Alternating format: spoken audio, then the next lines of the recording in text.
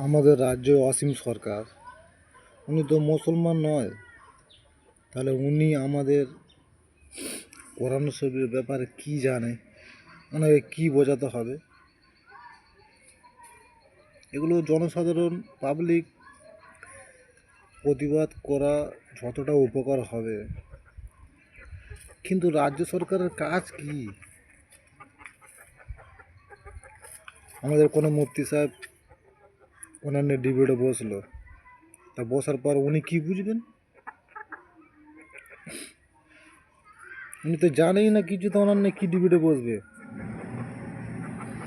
তাহলে এগুলো রাজ্য সরকারের দেখা উচিত, ওনাকে গ্রেপ্তার করা উচিত, বা ওনাকে ভুল স্বীকার করা উচিত। তারপরে উড়িষ্যায় বাইরের ছেলেরা সব কাজে যাচ্ছে, আমাদের রাজ্যের ছেলেরা অনেকে মারধর করছে, অনেকে সেখানে মার্ডার হয়ে ঘর আসছে। এগুলো রাজ্য সরকারের খুব তাড়াতাড়ি একটা নিয়ম বার করুন, যাতে মানুষরা সেফ থাকে। ঠিক আছে?